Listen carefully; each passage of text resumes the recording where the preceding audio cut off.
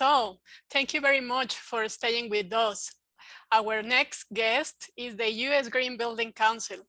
Their session is called Carbon Mitigation Strategies in Lead Toward a Net Zero Economy, and will be led by our guest, Liz Beardsley, US Green Building Council Senior Policy Counsel, and Elizabeth Thompson, Vice President of Technical Customer Service. Welcome.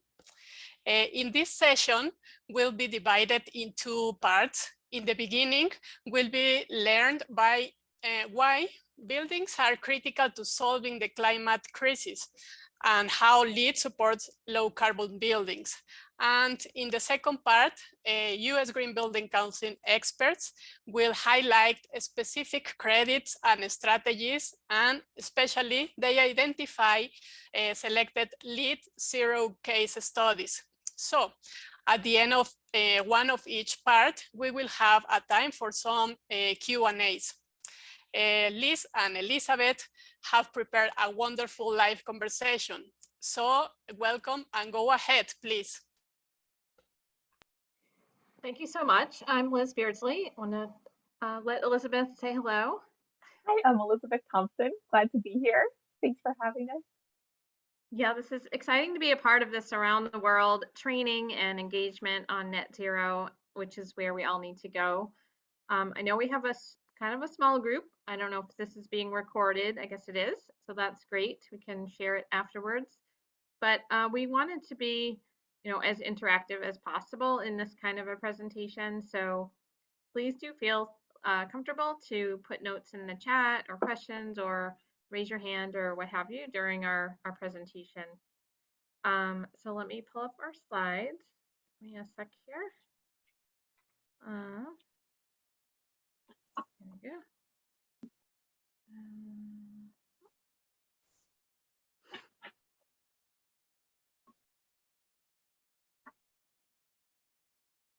All right, can everyone see that?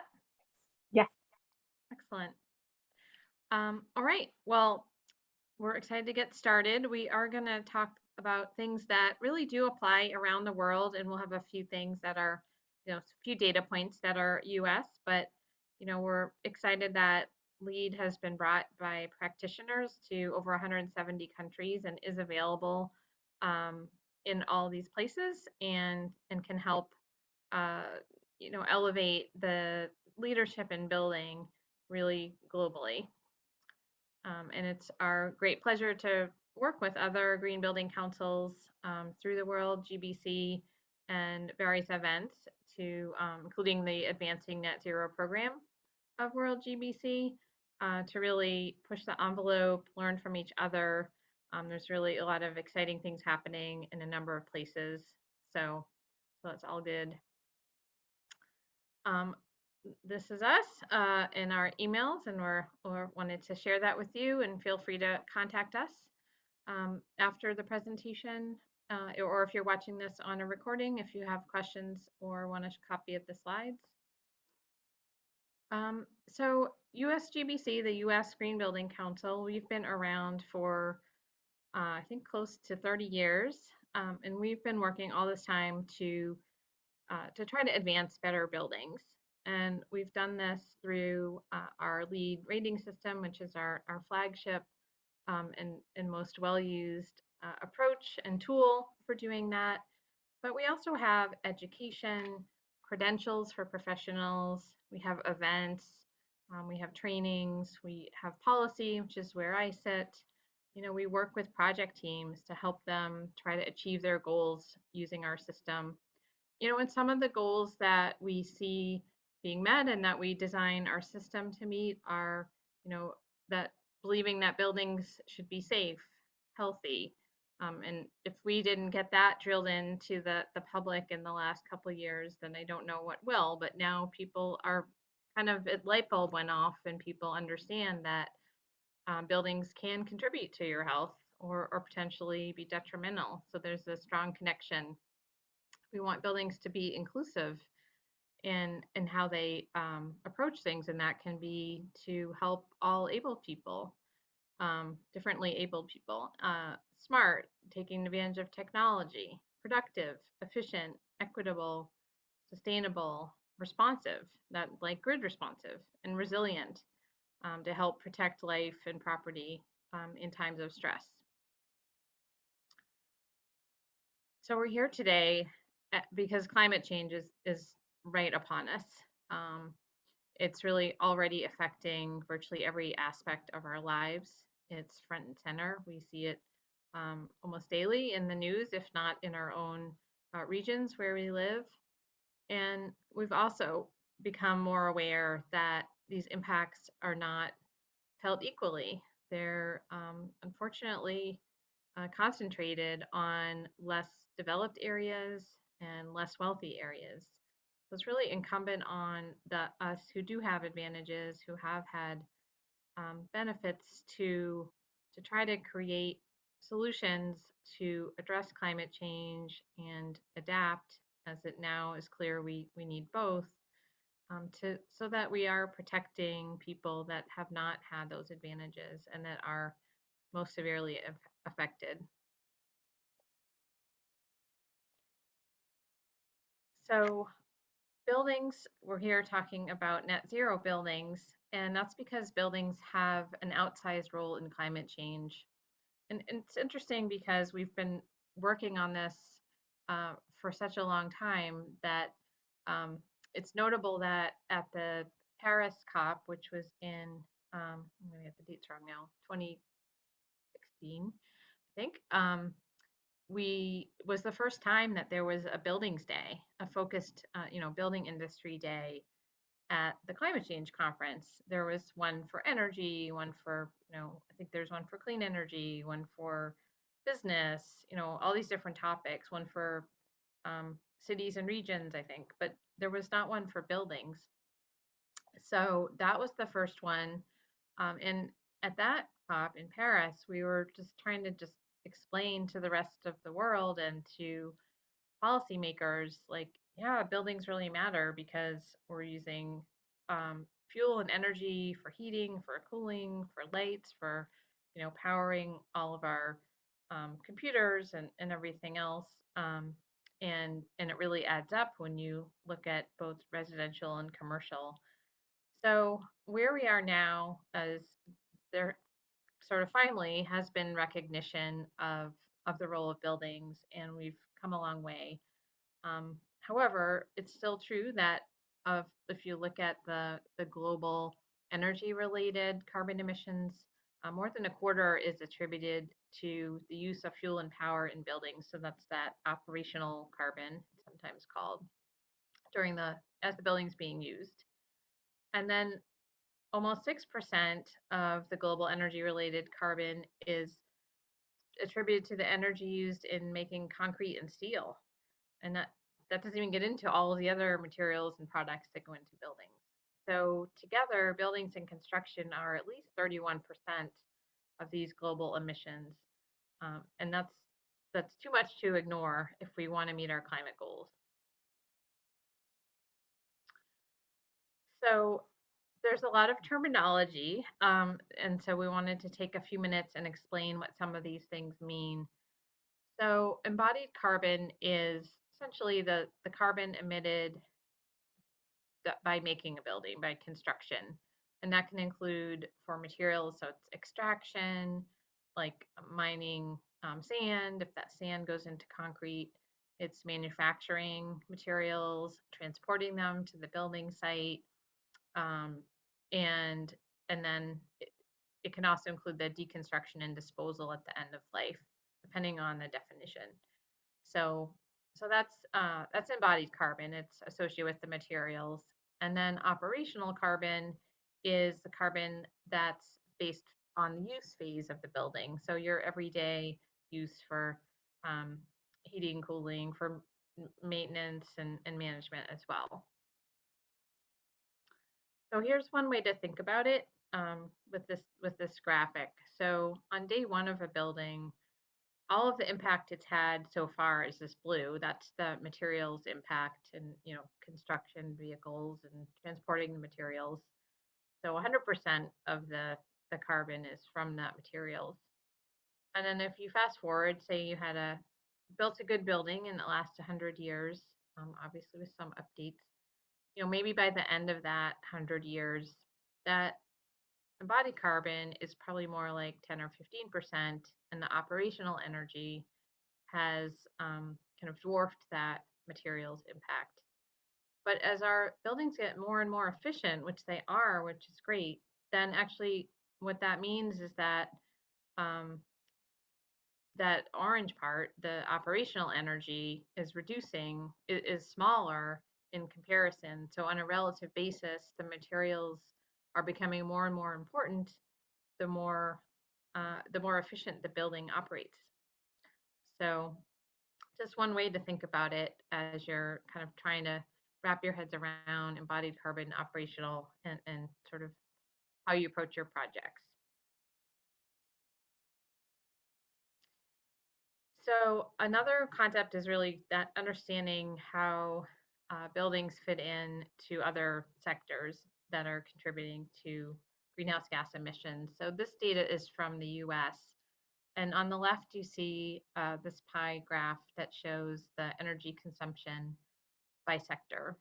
So the blue and the teal are commercial and residential buildings. So that whole chunk of about 40% of energy consumption is in buildings, and that includes both on-site fuel as well as power that's eventually used in a building.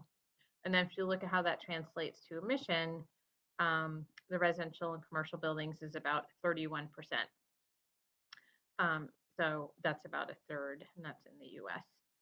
So that gives you a sense of, relative to transportation, which obviously is also important, getting a lot of attention, industrial and agriculture.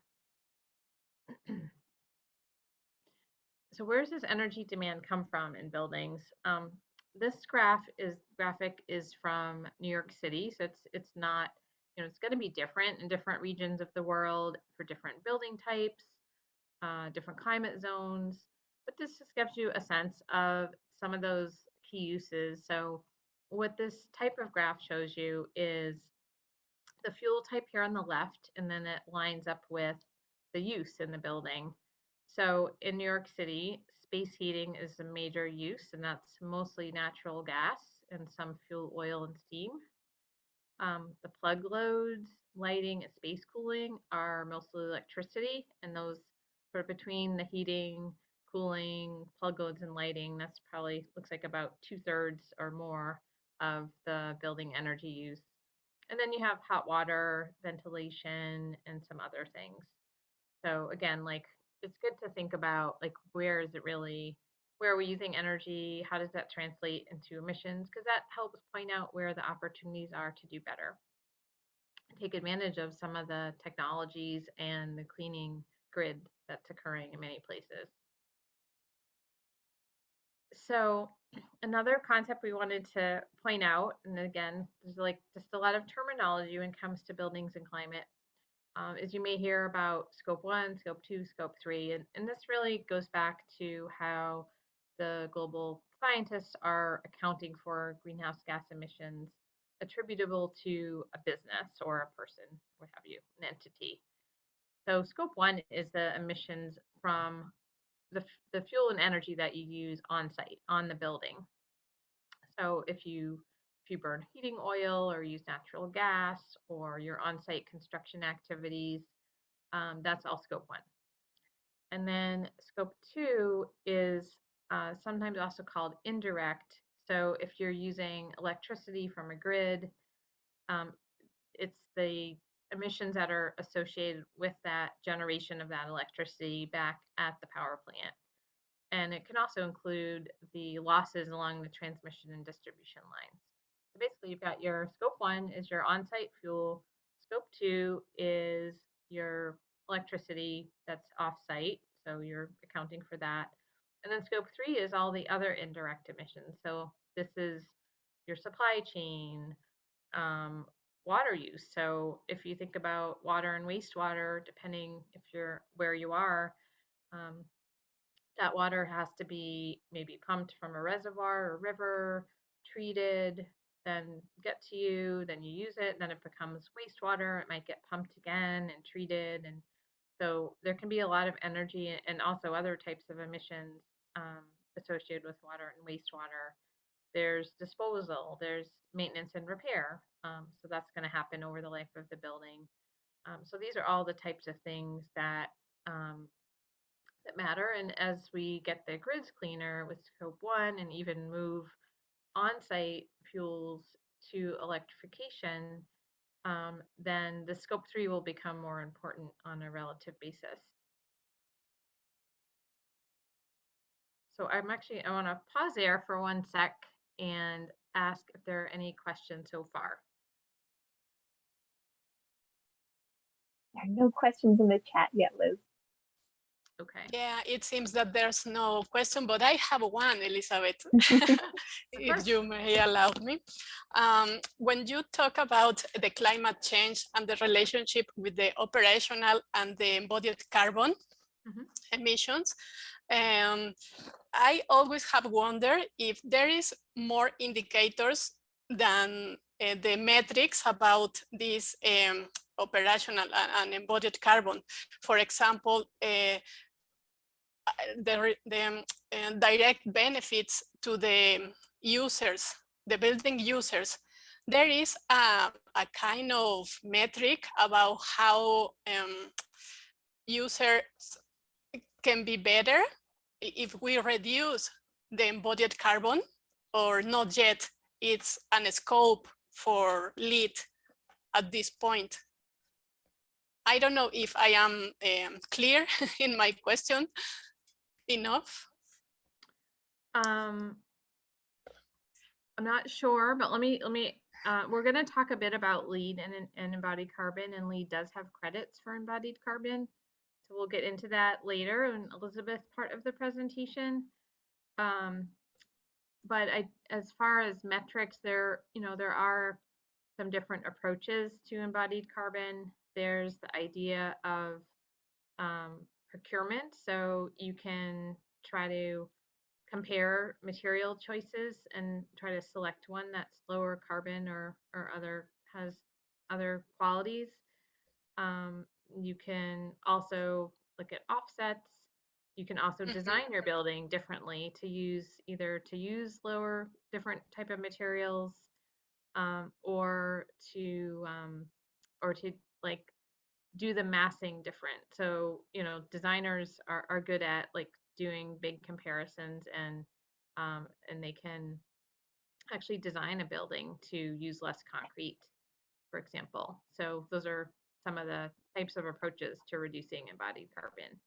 And of course, like the best green building is one that already exists. So if we can reuse buildings and renovate them if we need to, but rather than tear it down and have all new construction, like that is a strategy too. That is important because we've already invested, carbon and money and labor into that building. So reuse is really important right now too.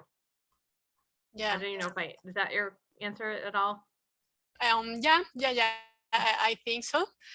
And I have another comment. It's just a comment, not a question, about your educational programs. Well, I mean, the US Green Building Council, it's you rocks in that terms. And well, I said that because I'm lead AP and I'm studying very hard to be well AP. And well, I really recognize the big effort of US Green Building Council in this target. Also, just it's a comment. Thank you. Thank you. Thank you. All right. So what does all this mean? So we talked a little bit about understanding buildings and carbon emissions and kind of what that looks like. But if you zoom out, what does that mean at scale for looking at the globe? So one thing is we're seeing that there's going to be a lot of urbanization. It's already happening. This is in various regions of the world.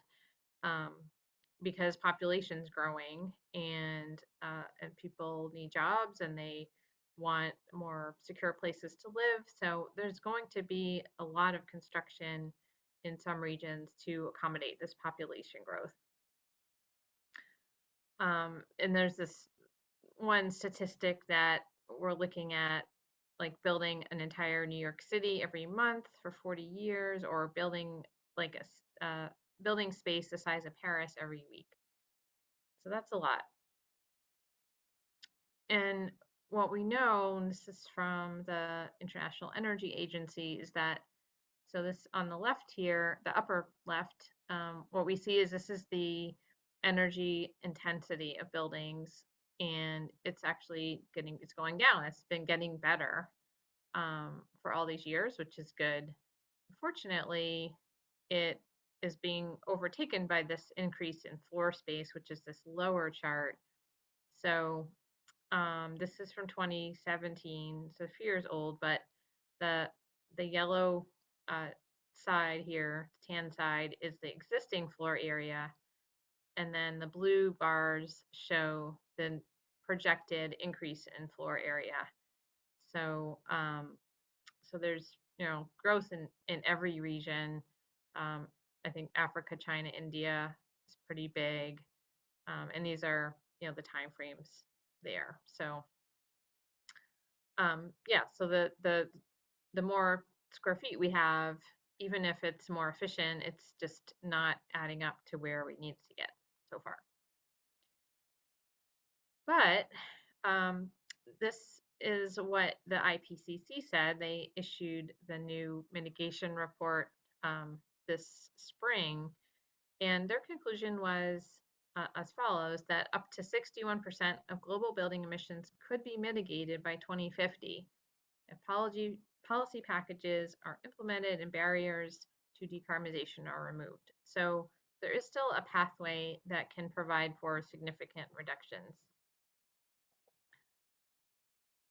And they also said that the 2020 to 2030 decade is critical for accelerating the learning of know-how. So to the point earlier, building technical and institutional capacity, setting appropriate governance structures, ensuring flow of finance, and developing the skills needed to fully capture the mitigation potential of buildings.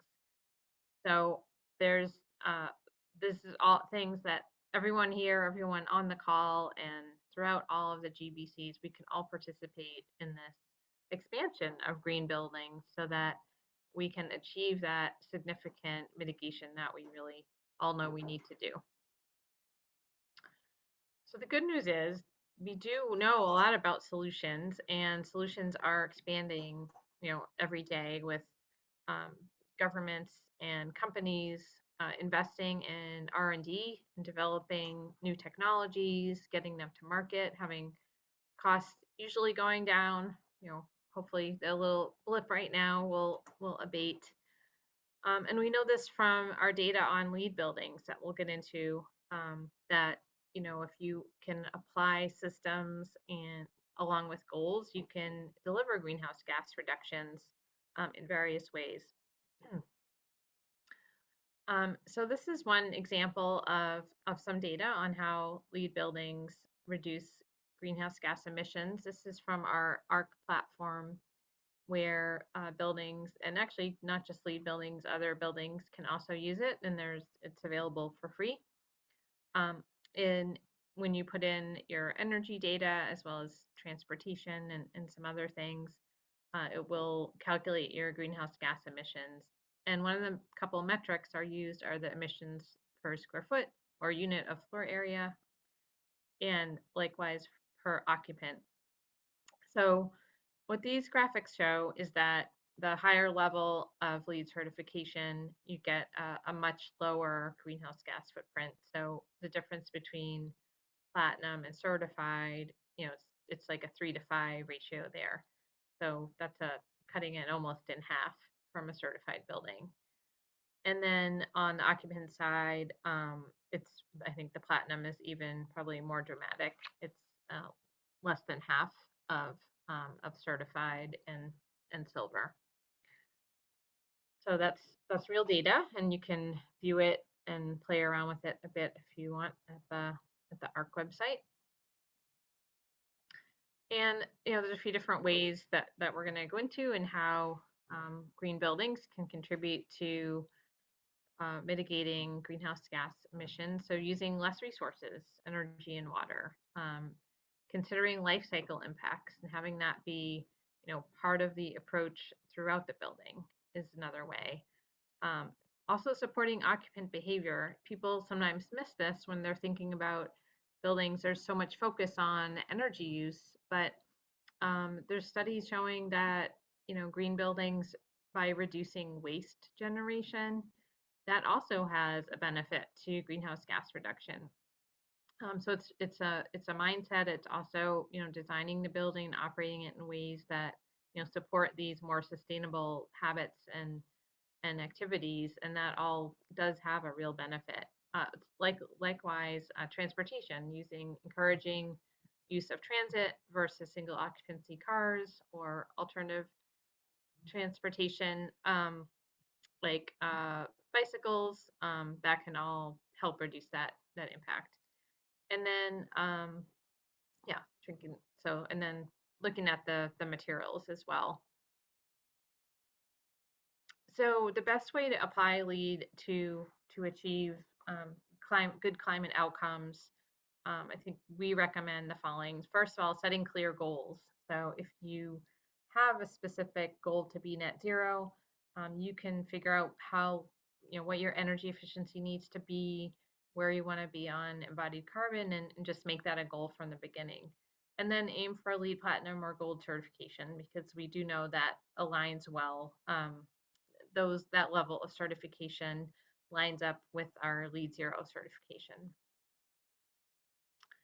And with that, I'm pleased to turn it over to Elizabeth. Great. Thank you, Liz. I'm happy to pause if anyone has questions about the content that Liz just went over. Or if not, happy to keep going too. Okay, I know we're a small group, so please feel free to ask anything that comes up. So I'll talk about the specific credits and credit categories that we have in LEED, and kind of dive into some of those credits. I remember when I first started using LEED 20 some years ago or so, I was so excited that in a LEED reference guide, there were all these strategies that you could try to implement. And I knew that expertise in each credit was sort of collected from experts around the world, to try to demonstrate, like, this is what we think is going to make a positive difference. And I feel like now we know it's only more urgent, it's only more important that we all kind of band together and figure out what really matters, share stories, share metrics, and kind of keep trying to move forward with it. So I'm excited to share these with you. And as in part of the work that I do, I get to work with green building experts around the world, and they ask us questions and we ask them questions, and we try to figure out the best way to work on these things together. So I'm glad to speak with all the stories and metrics that they've kindly shared with us over the years. So there's 6 kind of general buckets that we're going to talk about: integrative process, building operations, energy use, transportation, embodied energy and materials, embodied energy and water, and then green infrastructure and siting, which covers 2 of our credit categories. Liz, do you mind going next one? Thank you. So this integrative process one, I feel like this is one of the most important ones to get to sort of the stories of LEED. This is the one where it requires that, and not every project achieves this, but many do. It requires that the project teams and owner work together to figure out what really is our goal, what really matters to us, what's going to determine the success of this project. And then suppose they say we want a net zero energy, or we want to get as close as we can to the lowest embodied carbon possible, or we really want the stories for the people who live around this building to be an integral part of shaping it. That all of those pieces come together in this integrative process credit. So it's a lot of listening and coming to and figure out the vision together. I think it's a really fun credit to achieve. And then the next one is kind of the crux of this, the building operations energy use. So how much energy is this project going to use when it's up and running? And of course, this is at the heart of mitigating carbon emissions. This bucket in LEED is the one that has the most points. The project teams usually put at sort of the heart of their zero energy strategy, if they have one, or low energy strategy. And then I think in the next slide, Liz, it talks about some of the key pieces within operational energy that make up our credit options. So we all know that refrigerants are a huge piece of really reducing the carbon emissions, the greenhouse gases that are most central, that have that biggest curve effect quickly. So fundamental refrigerant management and enhanced refrigerant management are two really good ones. And similar to some of our building monitoring credits, we also find that project teams really appreciate earning this credit and planning to keep checking in on their building's metrics, just because they see things that help them to save energy and water and cut costs long term. So it's kind of a metrics heavy one, but it's one where there's often a lot of bang for the buck, both in terms of greenhouse gas emissions and in terms of like building operations and longevity. And then renewable energy is, of course, really important to all of us. There are a couple ways to note that you're using renewable energy. Optimizing energy performance is about bringing down the amount of energy that your building requires to operate well. Fundamental and enhanced commissioning are the prerequisite and the credit that are related to the refrigerant management, in that they note how a building's doing and they make sure all the systems are working well, and use monitoring to make a positive difference in the life cycle of the building. Similarly, energy metering and grid harmonization have a potentially very large effect. The grid harmonization ties into other really good projects that are working on a larger scale and very important for demand and planning at a more community and urban scale. Great. Okay, now I'm going to go into featuring 3 of our projects, and this will be a little bit more storytelling. 3 of our projects that have achieved net zero energy. So this first one is very close to where I live. It's in Arlington, Virginia. I'm just across the Potomac River in Maryland. And this Discovery Elementary School is a pre-K through 5 school. So really young kids.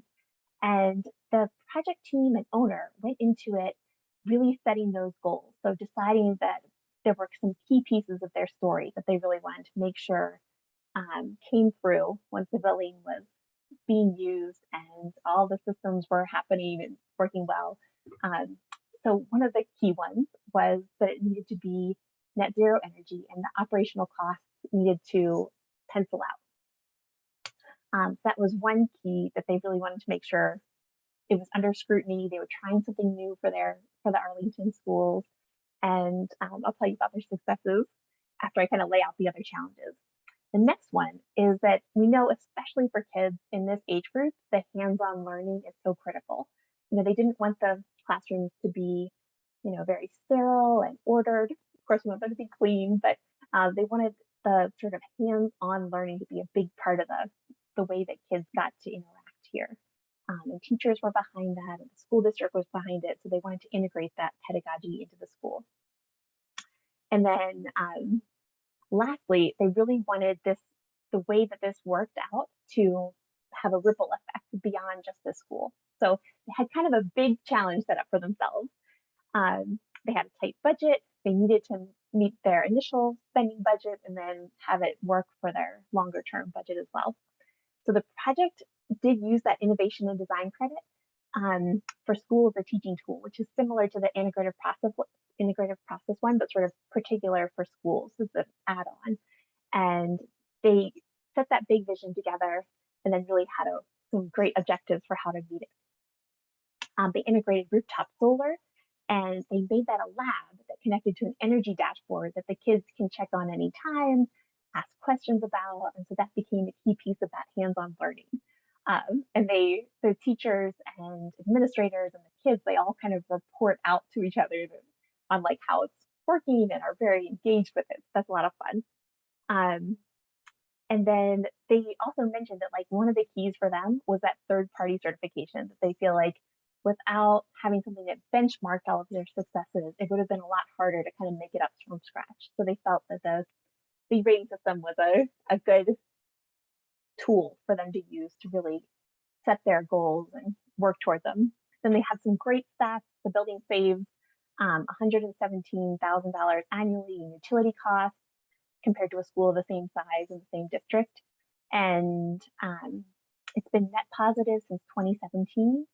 And it sends a surplus of more than 100,000 kilowatt hours back to the grid each year. So their metrics all penciled out, and then they've gone on to meet similar metrics on future schools. That's a really fun one. Liz, if you can go to the next one. Thanks. Oh, there we go. So there are our stats. Yeah, great. I think we covered all of that. It shows the kids, interacting with the solar on the roof, which is always fun. Okay, and then the next one, just Integrity headquarters in Little Rock, Arkansas.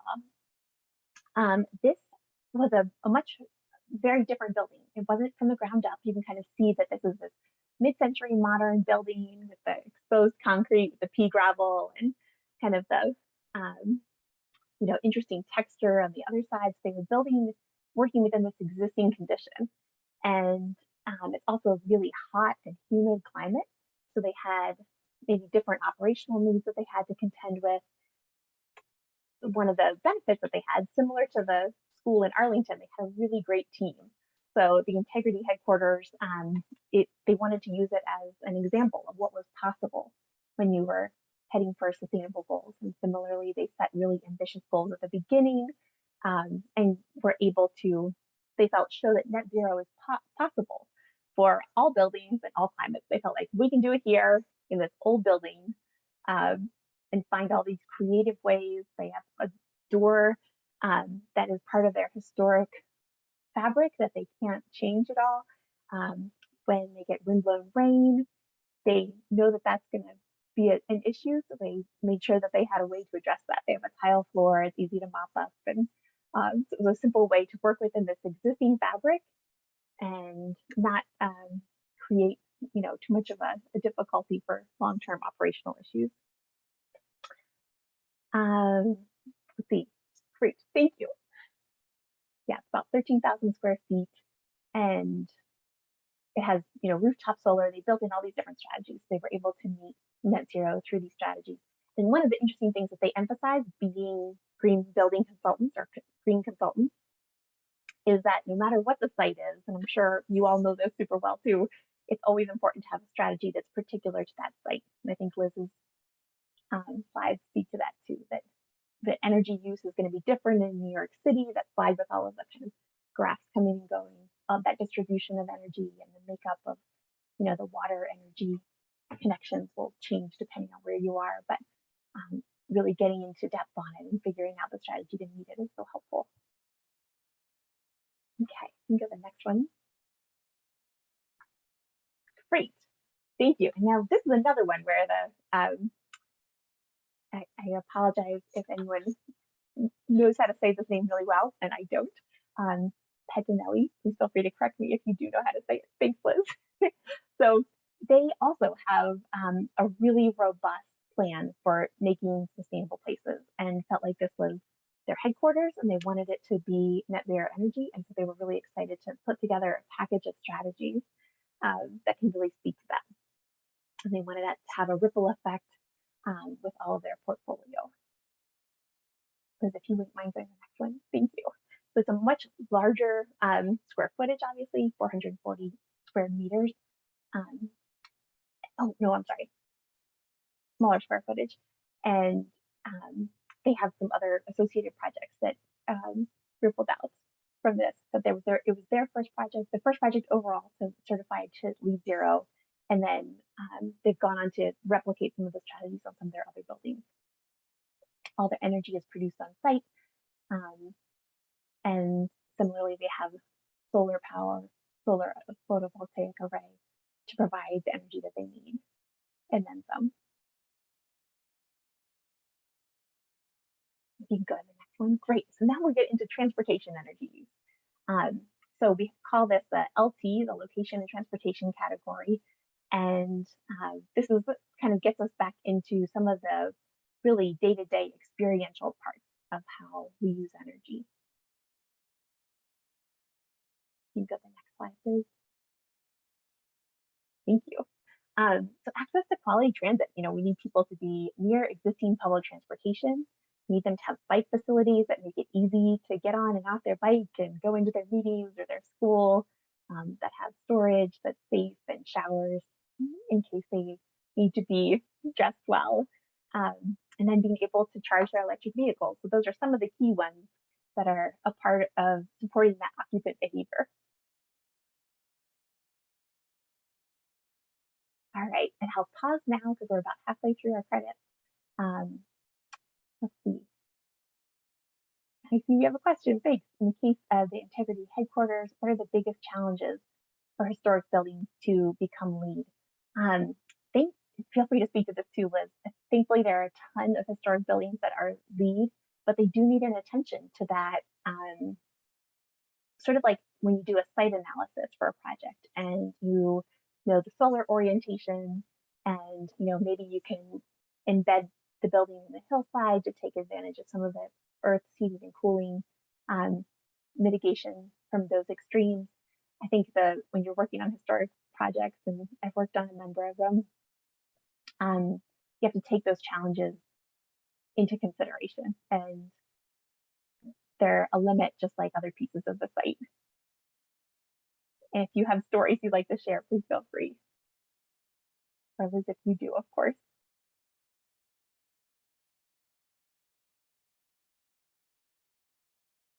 Okay. Well, thank you for the question. I'll keep going into the embodied energy of materials. I feel like this is another one where there are lots of great things we can quantify, and there are also lots of stories.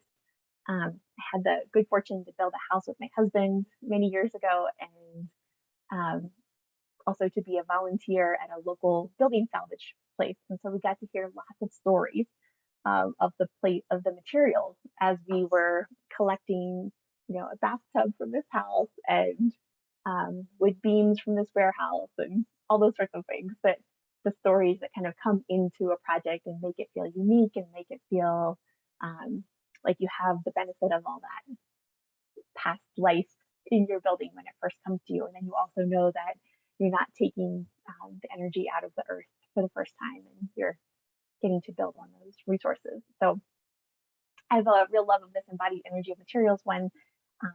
And Liz, if you don't mind going to the next one, next slide, we'll get into some of the details. Great, thank you. Okay, so the building life cycle impact reduction is a big one, and it's a challenging credit. It encourages the adaptive reuse and optimizes environmental performance of products and materials. I'm going to pause for just a sec.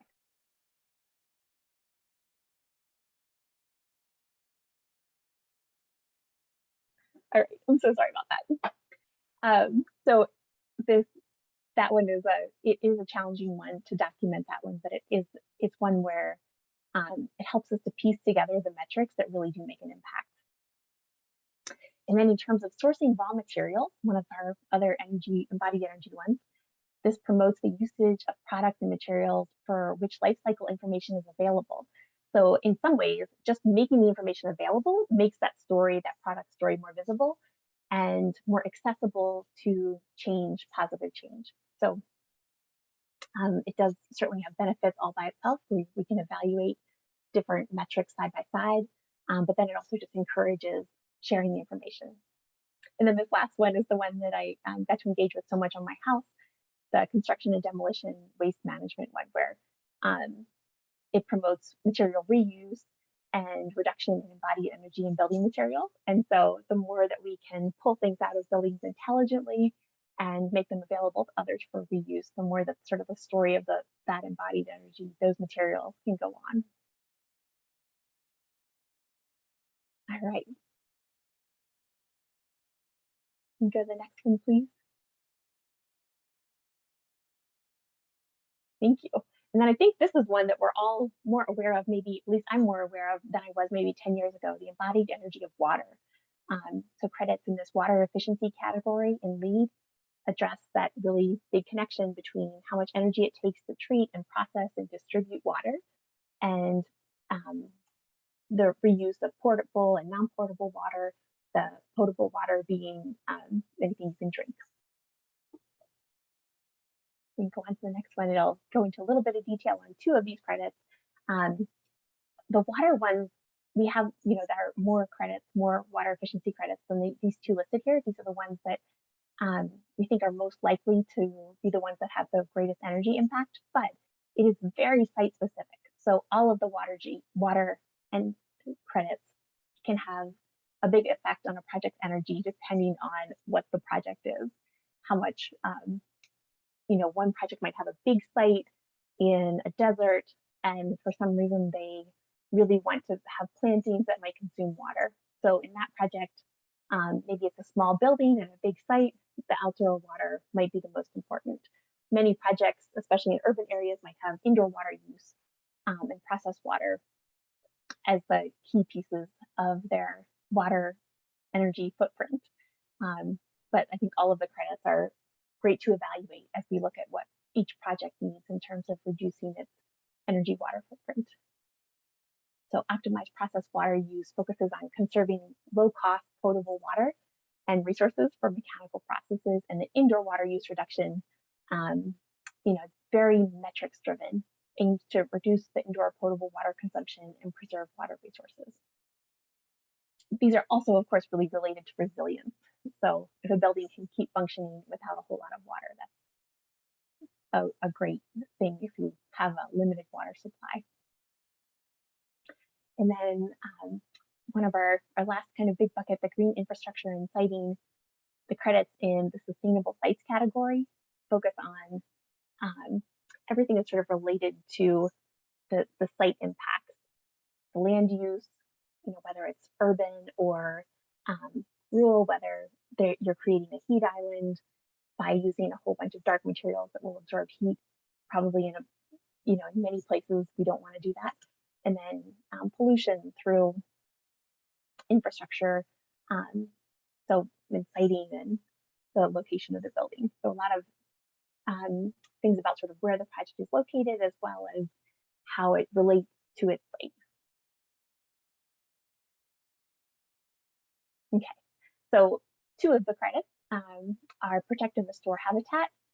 And this, of course, is more important in areas where this is a key part of the project, promoting the conservation of existing natural areas and restoring damaged areas. There are a lot of areas near me where this is an important credit. And then this heat island reduction, is becoming more and more important where in the larger part of the world as our climate becomes a little bit more unstable and heat is more something that people need to kind of discourage. So this heat island reduction encourages the use of green roofs to reduce urban heat islands and also planting native vegetation.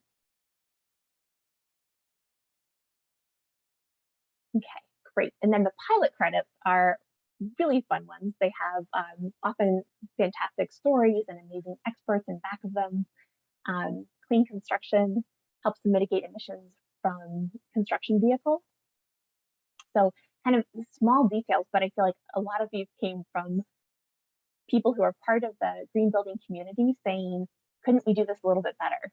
And sort of reaching out and working with us to help figure out what the right metrics were, what the right stories were, and try to bring those together in a way that's replicable. Integrated project water reuse strategies. So being able to reuse water on site. Lots of projects, I feel like, have been doing that for many decades, but they're having a credit for it helps us to notice what's really working well, helps to promote those stories and make them more accessible, and helps to promote creating more technologies to support that process. And then whole project water use reduction, prioritizing the reduction of indoor and outdoor water use, and accessing and increasing on-site carbon sequestration through plantings. One of my colleagues on my team is super excited about this one.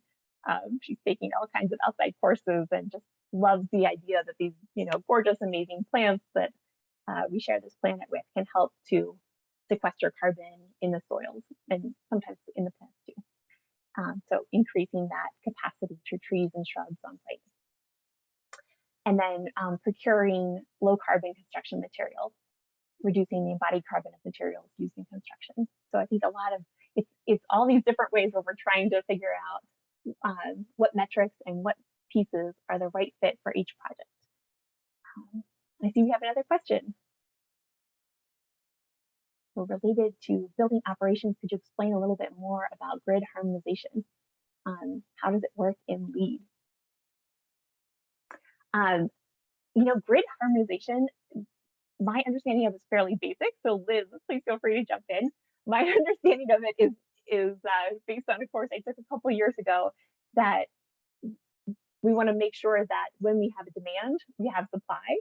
And the more that we can shift the need for the sort of like peaks that we have when everybody's awake, if we can limit those a little bit and distribute them, often through, planning timing of those demands at other times, then we don't need to have the ability to produce that peak load in such a degree. And then as urban areas densify, sometimes that peak gets even bigger, and then the need to be able to produce that higher peak keeps growing. So my understanding of it is pretty simplistic, but Liz, I'd love to hear yours. It's probably much better. No, that was great, Elizabeth.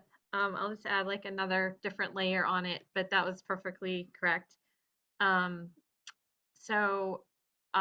What we're seeing happen with our power grids is that as they are getting more and more renewable energy, that's great. So they are achieving like low carbon most of the time, but then, as Elizabeth said, like in the late afternoon, usually is one peak, like maybe 6, 7 p.m. Everyone gets home from work and they're, cooking and putting lights on it, etc. And so some grids have to have peaker plants. So even if it's like relatively clean power most of the time, they'll have these usually natural gas power plants that they turn on just for that period of time to be able to meet demand. So grid harmonization has a couple elements. One is to try to reduce the peak demand, like the magnitude of the peak demand of the building. So that's, in the design phase. And a lot of the like energy efficiency and other things all go together with that. But also it can be things like thermal storage. I don't know if you've heard of these chiller beams. Like there's so many cool approaches that building teams are doing to try to reduce the peak and the need for outside energy. So that's one example. If you do have on-site renewable energy, you can, of course, match that with, battery storage or some other kind of storage and use that to reduce your peak. And then there's also demand response. So especially with the increase in smart technologies, you can actually, in some places, sign up for programs where the local power grid will like send a message.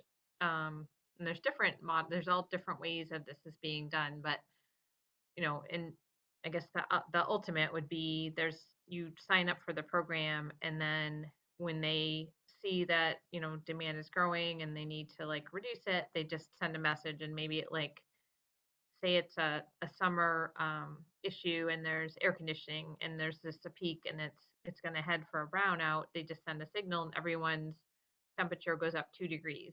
So instead of having like failures in the system, just everyone has a 2-degree adjustment, and then they're able to make it. So that's demand response. So we have credits for grid harmonization, and there's a couple different pathways to get there. So you can do demand response. You can also use some metrics that we developed with the New Buildings Institute that are more like design based. So you can figure out if you're if you have if you've reduced your peak, and then if your peak can be flexible, if you have a way to dynamically change it. So sorry, that was way too much information, but I get really excited about that credit. I love that. And it's going to be more and more important in the future in the US for sure, as the grids are cleaner. But if we still keep that peak and we don't address that, then that's going to cut into the gains that we make. Definitely. Yeah, thank you. And from the little that I remember from the course a while back, it was, it just seemed like when the building, as from coming from an architecture background, is such the focus. And then when you look at it, like the bigger picture of how it works with the grid is actually like an incredibly important part of that story in terms of what we're able to do for climate change and the amount.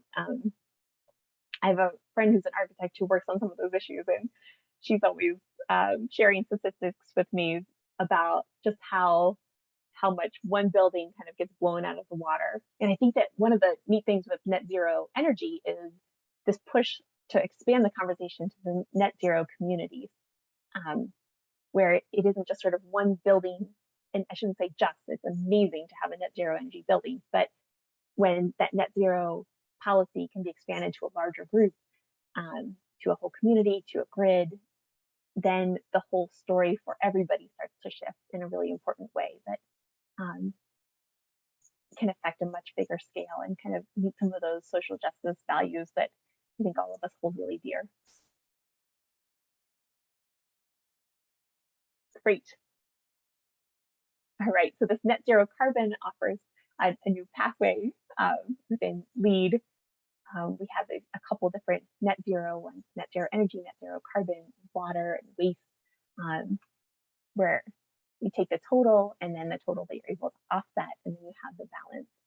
And if we're able to get that balance to zero, then we want to recognize those projects in a unique way.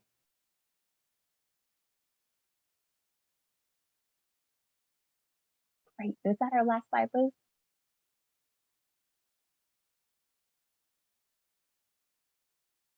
Yes, that's our last slide. So I'll stop sharing, and we have a minute or two left. We're happy to hear from you all, whether it's questions or comments or anything that got you excited, because our goal is just to inspire your work and to try to go deeper green and keep doing what all the great things you're doing. Thank you very much, Liz and Elizabeth. Both Elizabeth. Time is almost over, and well, thank you, really thank you for sharing with us the valuable information about carbon mitigation strategies that LEED is working on toward a net zero economy, and the really great examples that you have shown. And well, just to end this participation, I would like to ask you some final thoughts about, well, how LEED is working about climate change in just a couple of lines, please. Do you want to go first, Liz? How is LEED working to support climate change mitigation? Or an advice or whatever you want to say, just to end this presentation, please. Sure. Okay. Yeah, I think LEED is a great tool to get to a zero carbon building. You just have to make it a priority. And we've heard from many people that if you do that from the beginning, you can do it at a pretty small additional cost, and it'll pay back in the value and quality of life for your community. Thank you, Elizabeth. Yeah, I think we are excited to keep learning together.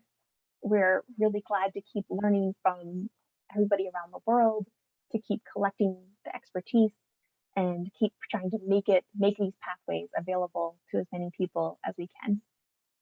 Thank you for the opportunity to join here. Thank you, girls. And well, we can finalize this presentation, and we come back to you to the Asia Pacific region, Joy. Thank you very much, guys.